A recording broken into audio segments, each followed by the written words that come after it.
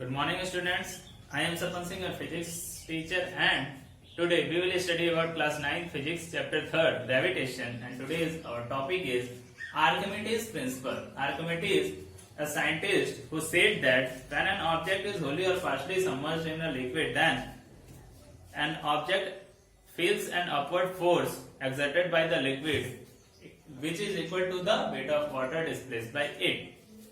Archimedes एक scientist है जिन्होंने अपना प्रिंसिपल दिया, जब कोई ऑब्जेक्ट किसी चीज में डूबती है तो उस पर एक फोर्स अप्लाई होता है, वो फोर्स जो होता है वो इक्वल होता है wait of water displaced by it के। मतलब when a solid object immersed in a water displace 10 newtons water weight of water, then according to Archimedes principle the buoyant force acting on this stone will be equal to the 10 newtons. Archimedes ने ये बताया कि अगर किसी object में, जैसे अगर हम यहाँ पे एक बीकर ले लें तो इसमें एक क्या कर दें, यहाँ पे पानी बाहर जाने के लिए पाइप लगा दें और इसको फुल पानी से क्या कर दें, भर दें। इतना पानी से भर दें कि अगर इसमें एक बूंद भी पानी पड़े तो पानी इसमें से क्या हो जाए, बाहर निकल जाए यहां से। तो आर्किमिडीज ने यह बताया कि कोई भी बॉडी, मतलब व्हेन एन ऑब्जेक्ट होली और partially immersed in a liquid it experience of buoyant force which is equal to the weight of liquid displaced by it. जब भी किसी ऑब्जेक्ट में कोई भी बॉडी को होली और पार्शली, मतलब पूर्ण रूप से या आंशिक रूप से इसके अंदर इमर्स कर रहे हैं, डुबो रहे हैं, तो वो कुछ पानी बाहर निकालता है। जैसे ये देखेंगे तो इसका लेवल ऊपर होगा, पानी जो भी लेवल ऊपर होगा ये पानी यहां से गिर जाएगा। अगर हम इस गिरे हुए पानी को किसी बीकर में भर लें और उसके वेट को मान लें, कि वेट मान लेंगे कि इसका कितना है, 10 न्यूटन का वेट है। किसमें, जो पानी निकल रहा है उसका कितना वेट है, 10 न्यूटन वेट है। इस पे लगने वाला force F is equal to 10 newton. Means when an object is wholly or partially immersed in a liquid, then the force exerted by the liquid is equal to the weight of water displaced by it. जो इस पे force लगेगा वो equal होगा जितना पानी निकालेगा उसके वेट के बराबर। यही आर्किमिडीज का प्रिंसिपल है। आर्किमिडीज ने यही अपना प्रिंसिपल दिया था। ठीक है, when an object is wholly और partially immersed in a liquid then the force exerted by the liquid is equal to the weight of water displaced by it. मतलब अगर इसको हम एक फॉर्मूला बनाए तो ये हो जाएगा बुयोंट फोर्स और अपथ्रस्ट फोर्स, जिसे बुयोंट फोर्स को ही क्या कहते हैं, अपथ्रस्ट फोर्स भी कहते हैं, which is equal to the weight of water या weight of liquid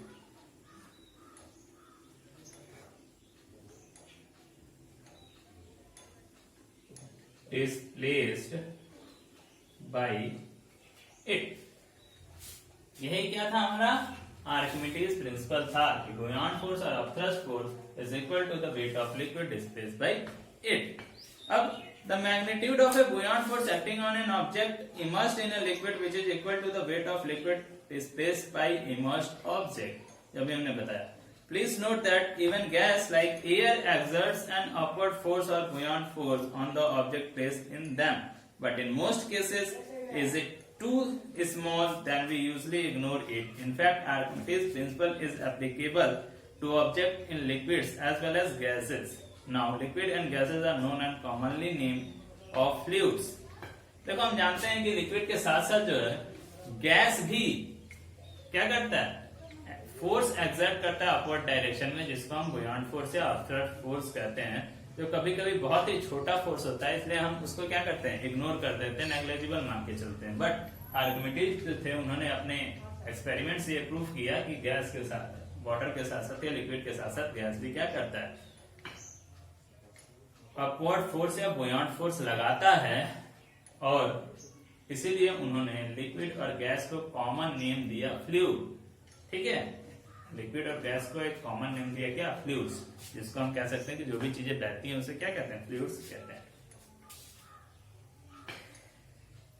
When an object is wholly or partially immersed in a fluid, it experiences a buoyant force or upthrust force which is equal to the weight of fluid displaced by yaw. It is the buoyant force due to displaced air which makes a balloon rise in the air. देखो, हमने बहुत बार सुना है कि जो hydrogen से भरा गुब्बारा होता है, जो फेयर वगैरह में मिलता है, उसको छोड़ देने पे वो ऊपर उड़ जाता है. क्यों होता है? We know that हाइड्रोजन का वेट जो है वो lower than the weight of air. Normal जो एयर होता है उसके वेट से हाइड्रोजन का वेट क्या होता है? कम होता है. कम होने के कारण भी ऊपर क्यों उठता है? Because air exerts an upward force which is called buoyant force on that balloon, so balloon rises up. ठीक है, जो हाइड्रोजन का बैलून होता है वो ऊपर इसलिए उठता है क्योंकि एयर भी एक फोर्स एक्सर्ट करता है अपवर्ड डायरेक्शन में, जिसको हम बुयान्ट फोर्स या अपथ्रस्ट फोर्स कहते हैं. तो इस तरीके से हम ये कह सकते हैं कि air and liquid both are exerts an upward force which is called buoyant force. ठीक है, आगे आते कुछ applications of Archimedes principle. Applications मतलब कि इसके यूज कहां हम करते हैं. The Archimedes principle is used to determining the relative density of substance. अगर इसके एप्लीकेशंस की बात की जाए, पहला होता है रिलेटिव डेंसिटी निकालने के लिए क्या किया जाता है. ये रिलेटिव डेंसिटी होती क्या है, इसको आप अगले लेक्चर में डिस्क्राइब करके ब्रीफली पढ़ेंगे. ठीक है, तो सबसे पहले जो इसका एप्लीकेशन है, इसका जो यूज है वो कह सकते हैं कि इसको रिलेटिव डेंसिटी, किसी भी ऑब्जेक्ट की रिलेटिव डेंसिटी फाइंड आउट करने के लिए आर्किमिडीज प्रिंसिपल का यूज करते हैं. Second is hydrometers used for determining the density of liquid are based on Archimedes principle. दूसरा होता है हाइड्रोमीटर. एक डिवाइस होती है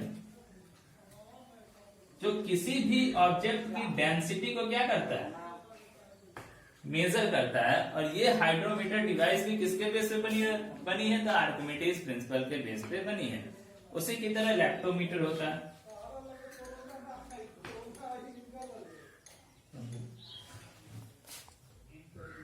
तीसरा होता है lactometer. Lactometer is a device और used for determining the purity of milk is also based on Archimedes principle. Lactometer वो डिवाइस होता है जो प्योरिटी ऑफ मिल्क को क्या करता है, प्योरिटी ऑफ मिल्क बताने का काम करता है कि कोई भी मिल्क कितना प्योर है, जो भी आर्किमिडीज प्रिंसिपल के बेस पे बना हुआ है. And fourth is Archimedes principal is used in designing ships and submarines. जो शिप्स बनी रहती है बड़ी बड़ी, या जो सबमरीन्स बनी रहती है, उसके डिजाइन को बनाने में भी आर्किमिडीज प्रिंसिपल का यूज करते हैं. ठीक है, आगे वाई ऑब्जेक्ट्स फ्लोट और सिंक. कोई भी ऑब्जेक्ट पानी में डूबता और तैरता क्यों है? कुछ ऑब्जेक्ट हम देखते हैं कि डूब जाता है, कुछ ऑब्जेक्ट हम देखते हैं कि वो तैरने लगता है. ऐसा क्यों होता है? तो when an object put in a liquid, two forces acting on it. जब भी कोई ऑब्जेक्ट, जैसे ऑब्जेक्ट है ये लिक्विड में क्या कर रहा है, डूब रहा है या रखा जा रहा है, तो इसमें दो फोर्सेस एक्ट करते हैं. पहला weight of the object mg, W equal to mg weight of an object. Force का काम करता है in downward direction. And second one is upward force और buoyant force exerted in upward direction. ठीक है, मतलब weight of an object acting downwards which tends to pull down the object and buoyant force or upthrust force acting upwards which tends to push up the objects. तो इसका wait होता है वो force का काम करता है डाउनवर्ड, मतलब ये नीचे की तरफ खींचने का काम करता है, और ये अपवर्ड फोर्स अपवर्ड डायरेक्शन में काम करता है जो ऊपर की तरफ इसको धक्का देता है. तो यही दो फोर्सेस एक्ट करते हैं. इन्हीं दोनों फोर्सेस के थ्रू कोई भी ऑब्जेक्ट फ्लोट करती है, थिंक करती है. इसके तीन कंडीशंस होते हैं. First is if the buoyant force exerted by the liquid is less than the weight of object, then the object will sink. जो buoyant force है F हमारा is less than the weight of object.